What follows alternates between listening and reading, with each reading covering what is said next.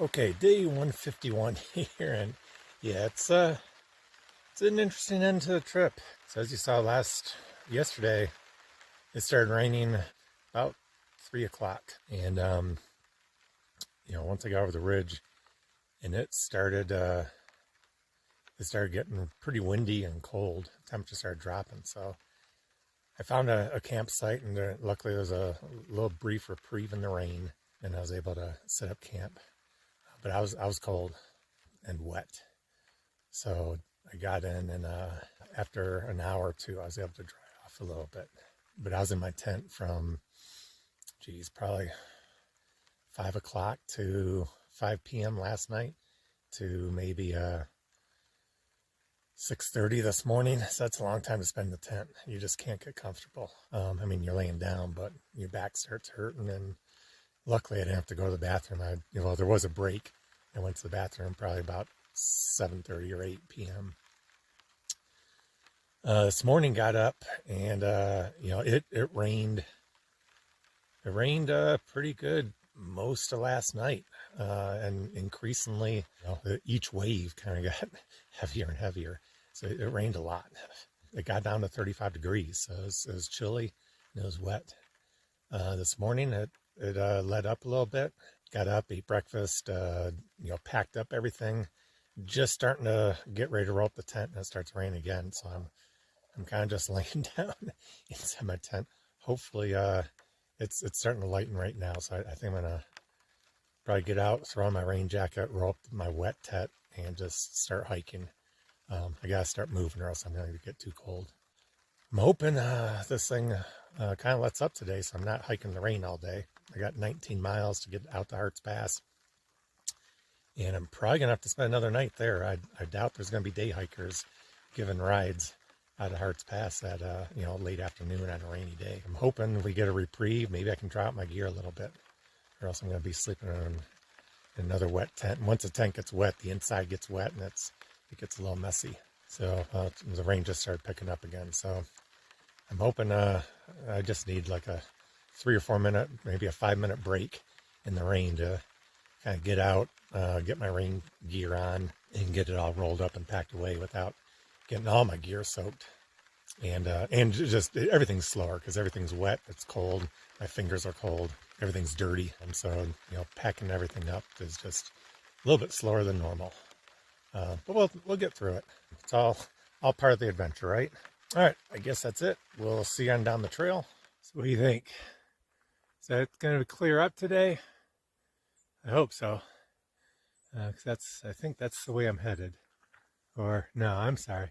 I'm headed down here. So that looks even a little bit better.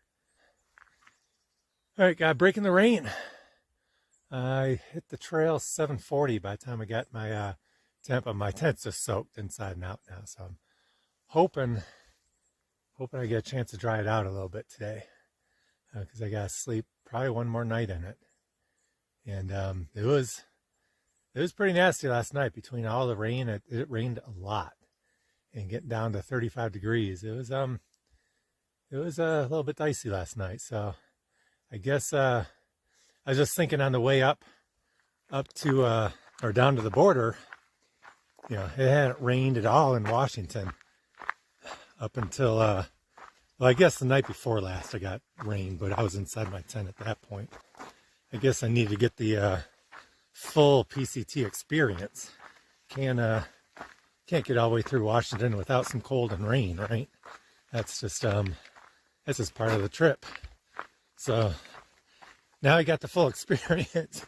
It can dry out a little bit, and then feel free to turn up the temperature a little bit too. Let me warm up. Right now my fingers and feet are pretty cold, but as long as I keep moving, the core stays warm, and that's what's important. So I'm gonna put the phone away. I got the charge up to 53%, so yeah, I should have enough battery to get me out and into tomorrow morning.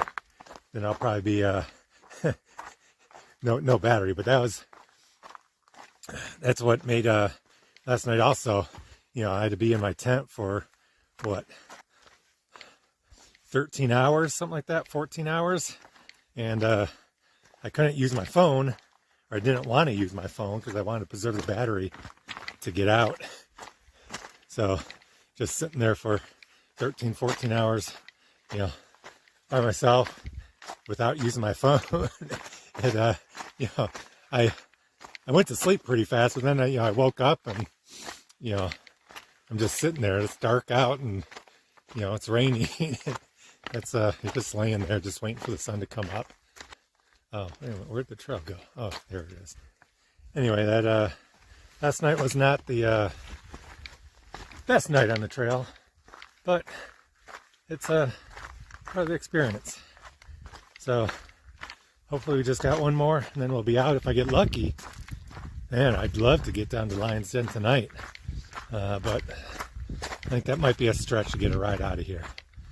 But we'll get out to Hart's Pass and put ourselves in position. If there's a ride there, I'll take it. All right, see you down the trail. Look who showed up. Woohoo! You're like a day away. Yep, half a day. Yeah. All right. Cool. Man, how was last night, huh?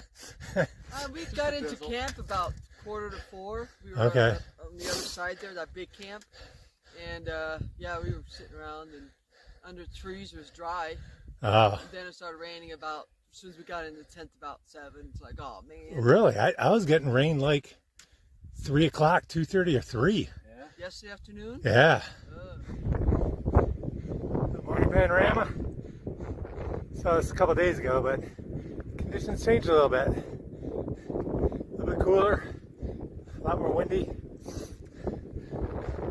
Hopefully we won't get any more rain.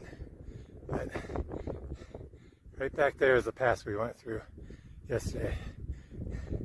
Camp just down the trail a little bit from there.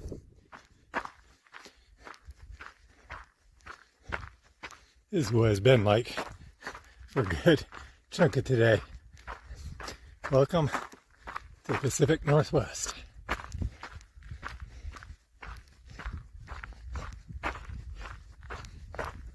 So I'm on the final stretch. Got about 1.5 miles, 2 miles down to Hart's Pass.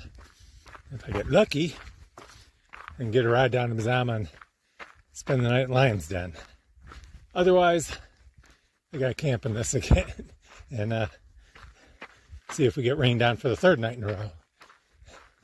But I'm feeling lucky, you know. The trail provides, so just gotta provide one more time. We'll see what happens when I get down there. But I think it's pretty much downhill, so it's kind of interesting. Yeah, people are, you know, it's a victory lap, so people are doing congratulations and high fives and that, and it feels like the closer we get to Hart's Pass, the more excited and animated people are. I think they're getting that taste of the last stretch as they leave Hart's Pass. You know, when they get a day into it, they still got 10 or 20 miles to go. They're still congratulating you and that, but they're not hooting and hollering and jumping up and down and high-fiving you and fist bumping you. So, but this is fun coming back this way. Say going to Canada. Been seeing a lot of people that I've been hiking with, you know, passing over last few weeks, last few months. Some, you know, I haven't seen since the Sierras or the desert. So this is definitely an enjoyable way to wrap up the journey and head back. Okay, we'll see him down the trail. Well, this is it. 1 more mile to Hart's Pass. I can see some cars there out in the distance moving about. 1 more trail mile left in the journey. Oh, there's a truck. Still gotta make it all the way back to San Diego, but should be able to do that in less than 150 days. Should be able to do that in just a couple days. So things are starting to get emotional again. As you cruise up to the border, you got all these emotions of finishing the trail, and now, you had to hike 30 miles back to the nearest road. So same emotions are coming back, almost a little stronger, because it's not going to be any hiking left. This has been an incredible journey. So I'm going to enjoy the last mile.